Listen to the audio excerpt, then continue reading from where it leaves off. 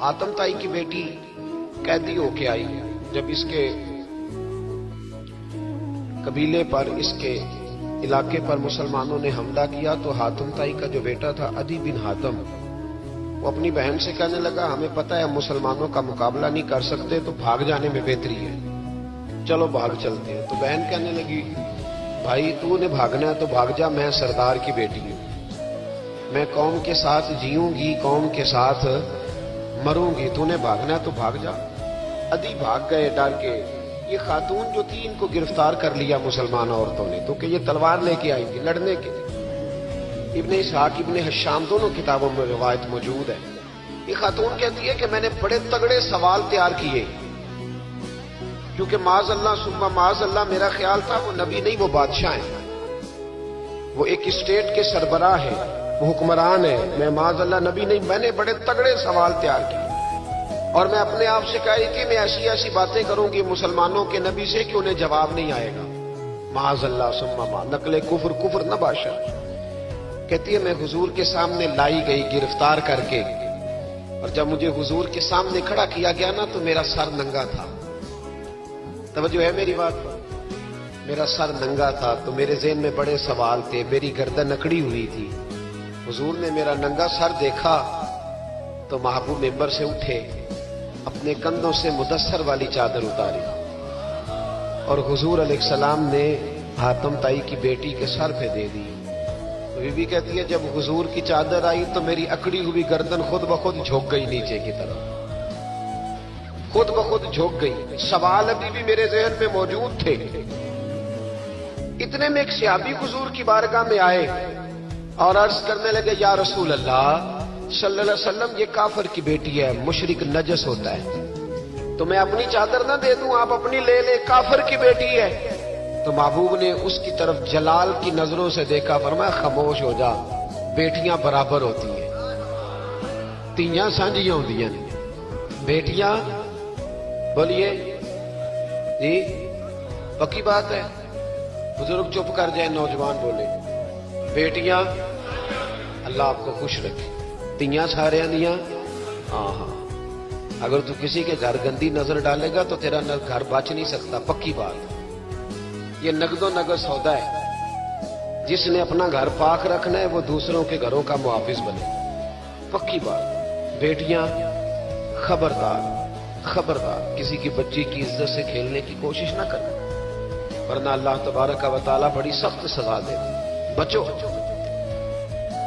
वो कहती है जब हुजूर ने कहा ना बेटियां बराबर होती हैं तो मेरे अंदर से एक आवाज निकली, मैंने कहा ओ हातम ताई की बेटी तू गलत थी, ये बादशाह नहीं है तो अल्लाह के सच्चे रसूल हैं, बादशाह तो सख्त सजाएं देते हैं। कहते हुजूर मेरे करीब आए और आके कहने लगे तू सरदार की बेटी है, तेरे बाप में अच्छी खसलतें पाई जाती थी, बता तेरे साथ क्या मामला करूं, क्या मामला। ये हुजूर की पसंद है, क्या मामला करूं। तो कहने लगी मैं चाहती हूं मुझे आजाद कर दे। कहती मुझे उम्मीद नहीं थी। हुजूर कहेंगे ठहर जा, बैठ जा, बात करते हैं, मुशावरत होती है, फिर उसके बाद कोई फैसला होता है। कहा आजाद कर दो। कहती हुजूर ने मेरे कहने पर फौरन ही अगला जुमला ही नहीं कहा, फरमाया जा तू आजाद है। कहती है मैंने एक जुमला और कहा, मैंने कहा मैं अकेली नहीं जाऊंगी, सारा काफिला आजाद करो। अब तंगी ये दामा पे ना जा, और भी कुछ मांग है, आज वो माहिल बाता और भी कुछ मांग। कहने लगी अकेली नहीं जाऊंगी, सारा काफिला सारा कबीला आजाद हो। हुजूर ने फरमाया तू पता नहीं क्या सोच रही है, तू जहां आई है वहां से खाली जाता ही कोई नहीं, सारा काफिला। हुजूर ने फरमाया भी इसके कबीले को खाना वाना खिलाओ और सारे ही आजाद कर दो। वापस घर गई तो अपने बाप को, अपने भाई को बुलाया, बुला के कहने लगी भाई वो बादशाह नहीं वो नबी है, बादशाह नहीं वो। अब तो जिनको फकीर होना चाहिए था वो भी बादशाह बन गए। बादशाह सलामत, बादशाह सलामत। मैं रात पूरे वाले में था, भाई मेहरबानी पैसे ना लेके आइएगा बाप, अपनी अपनी जगह पे बैठे, ये काम बिल्कुल न करें, अल्लाह आपको खुश रखे, बरकत दे। मैं इसको हराम नहीं कहता, पर ये स्टाइल नजराने का दुरुस्त नहीं, इससे बचा करें, वरना फिर वही बंदा चंगा लगना जिन्हें पैसे लेके आना है, दूजिया का दिल करना है टोरी जानते चंगे ने, इसलिए इस चक्कर से बाहर निकल है। تاکہ قوم سمجھدار ہو جائے. بالکل یہ کام نہیں کرے. سنیں اور یاد رکھیں. میں تھا وہاں دور تو 2-3 بچے نا یوں ہاتھ باندھ کے کھڑے ہو گئے. اب حضور نے فرمایا کہ اس طرح کا معاملہ نہ کرو جیسے مجوسی اپنے بادشاہوں کے ساتھ کرتے ہیں. میں کہ پتر بیٹھ جو کہندے نہیں ساڈی ڈیوٹی ہے. میں کہ کیس لائیے میں بادشاہ سلامت ہوں بیٹھ جو کرسی تیرا آمدہ. کیا چکر چل گیا ہے ہاتھ باندھ کے کھڑے ہونا, کونوں میں کھڑے, کیا اس کا مطلب؟ ادب آداب ہیں کرنے چاہیے, لیکن کیا لوگوں کو سزا ملی ہوئی ہے کہ وہ بیچارہ جو غریب آدمی ادب آداب صرف اس کی ذمہ داری ہے؟ ماڑا آیا تو پیر صاحب نے ادب پہ لگا دیا اور تگڑا آیا تو خود ادب کرنا شروع کر دیا. یہ کس قسم کا تماشا ہے؟ یہ کوئی طریقہ نہیں. ادب آداب ہونے چاہیے لیکن غریبوں کو سزا, انہیں سزا نہ دو اگر بیچارے آ گئے ہیں تمہارے آستانہ عالیہ. بہرحال آمدام برسر مطلب کہنے لگی میں دیکھ کے آئی ہوں جو بادشاہ نہیں نبی ہے. تو ادھی کہنے لگا میں عورتوں کی باتوں پہ یقین نہیں کرتا, میں خود جا کے دیکھوں گا. میں نے کہا غریبی میرے نبی کی پسند ہے. حضور نے اللہ سے غریبی مانگ کے لی ہے. کہا یا اللہ مجھے زیادہ پیسے نہ دینا, ایک وقت کی روٹی دینا. اور حضور فرماتے رب نے اختیار دیا ہے اگر میں چاہوں تو خود پہاڑ سونے کا بن جائے اور میرے ساتھ چلا کرے, پر میں نے اللہ سے زیادہ دولت مانگی. او بھائی دولت بڑی پیاری ہوتی تو سب سے زیادہ میرے نبی کی تجوریوں میں ہوتی. حضور نے دولت بانٹی ضرور ہے لیکن حضور نے اس سے پیار یاد رکھے. ہم تو پاگل ہو گئے پیسوں کے پیچھے بھاگ بھاگ. جو سڑک پہ ادھر جا رہا ہے وہ پیسے دینے جا رہا ہے, جو ادھر جا رہا ہے وہ لینے جا رہا ہے. پیسے کا ہی چکر ہے سارا, پیسے کا ہی چکر ہے. پیسے. ایک صاحب نے فون کیا کہنے لگے کو ٹائم دے دے, تو میں نے کہا بس یار وقت تھوڑے دے دے. کہتے تم خوش کر دیا. میں کہ مثلاً تو کی کرے گا؟ کہتے جننے پیسے کہو گے لب جائیں گے. میں نے کہا یار ہر ایک کو بکاؤ مال نہ سمجھا کر, ہمارا بہت زیادہ ریٹ ہے تو دے ہی نہیں سکتا. کہنے لگے کون دے سکتا ہے؟ میں نے کہا دنیا میں کوئی بھی نہیں دے سکتا, ہمارا ریٹ ذرا زیادہ ہے. ہم نے اگر ریٹ مانگنا ہوا تو قیامت کے دن غوث اعظم جیلانی سے جا کے مانگیں گے یا ان سے مانگیں گے جن کے نام کی دہائی دیتے رہے ہیں. تعریف مصطفیٰ کی کریں اور نتیجہ ہم دنیا داروں سے مانگیں, انہی سے لیں گے نتیجہ جن کے قصیدے ساری زندگی گائے. ہاں تو اس لیے چکر سے باہر. آمدام برسر مطلب ادھی کہتے ہیں کہ میں خود جاؤں گا پھر جا کے دیکھوں گا. ادھی مدینے آئے دیکھنے, اور جب بندہ کسی کو دیکھنے آتا ہے تو تنقیدی نظر سے آتا ہے. کہتے ہیں میں مسجد نبی میں پہنچا تو کچی زمین پر غلاموں کے ساتھ, ادھر دیکھو یہ بھی تو حضور کی سنت ہے نا.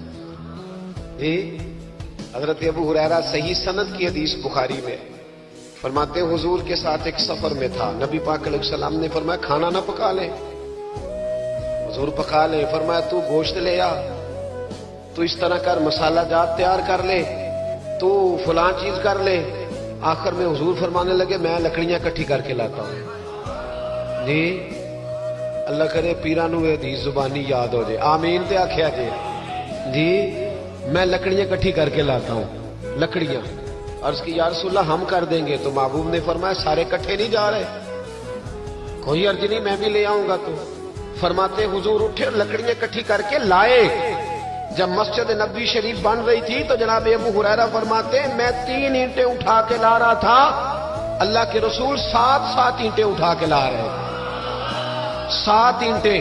چودھری صاحب آپ روز آ کے کہہ دیتے قاری صاحب مسجد کی صفائی نہیں ہوئی, تو نہیں کر سکتا مسجد کی صفائی؟ کیا سمجھتا ہے تو اپنے آپ؟ صدر بننے کا کیا مطلب ہوتا ہے کہ بندہ روپ ڈالنے لگے؟ دنیا میں جو سب سے زیادہ عزت والا اور بڑا ہوتا ہے وہ وہی ہوتا ہے جو اللہ کے گھر میں جھاڑو دیا کرتا ہے. کیا لوگوں نے معیار بنا لیا ہے؟ یہ معیار ہے. جو قوم کا بڑا ہوتا ہے وہ قوم کا خادم ہوتا ہے. ادھی کہتے ہیں میں مدینے آیا تو میں نے نبی پاک علیہ السلام کو غلاموں کے ساتھ کچی زمین پہ بیٹھے دیکھا. اور غلام بھی کون؟ ایک طرف حضرت بلال حبشی بیٹھے اور دوسری جانب حضرت عمار بن یاسر بیٹھے.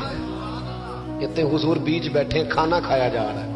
اور حیران میں اس وقت ہوا جب اسی پلیٹ سے نبی پاک بھی کھا رہے ہیں اور بلال حبشی بھی کھا رہے ہیں ساتھ بیٹھ کے حضور نے. ادھی کہتے میرے دل پہ چوٹ لگی. میں نے کہا نہیں یار, یہ بادشاہ نہیں, یہ بادشاہ جو اس طرح غریبوں کے بیچ بیٹھ کے روٹی کھائے. ہمارے تو بادشاہ غریبوں کے حق میں تقریر کرتے ہیں نا.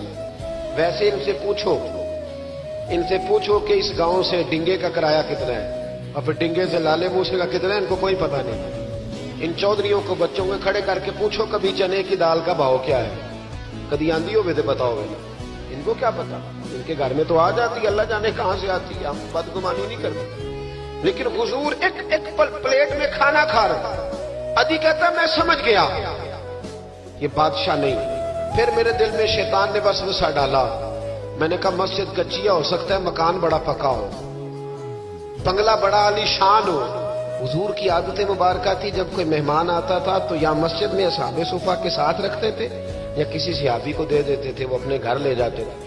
ادھی کہتے ہیں میں نے جب سلام کلام کیا نا، دل میں خیال تھا کہ گھر بڑا عالی شان ہوگا، تو محبوب فرمانے لگے میرے دل میں خیال ہے۔ دیکھیے میرے نبی کو اللہ نے کتنا علم غیب عطا فرمایا ہے، کہتے ہیں میرے دل میں خیال ہے۔ مصطفیٰ کریم فرمانے لگے یار تو یہاں نہ بیٹھ، چل میں تجھے گھر لے چلتا۔ خیال آیا مسلمان نیک و بد پہچان جاتے ہیں اور محمد آدمی کے دل کی باتیں جان جاتے ہیں صلی اللہ ہو۔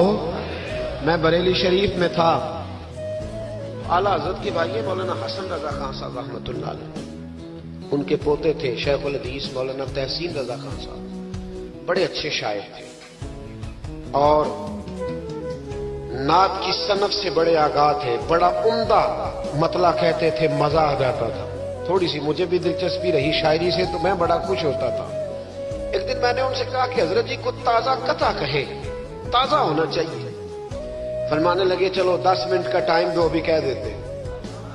تازہ قطع کہا، کہنے لگے علم غیب رسول کے منکر اس حقیقت کو بھول جاتے ہیں، غیب مانا کہ راز ہے لیکن راز اپنوں سے کب چھپاتے ہیں۔ غیب مانا کہ راز ہے لیکن راز اپنوں سے کب چھپاتے ہیں۔ تازہ قطع کہا۔ ادی بن حاتم کہتے ہیں حضور مجھے لے کے چلے، جب نبی پاک گھر کی طرف لے کے چلے تو رستے میں ایک بوڑھی اماں مل گئی، پھٹے پرانے کپڑے، کہنے لگی یا رسول اللہ میں آپ کی طرف ہی جا رہی ہوں۔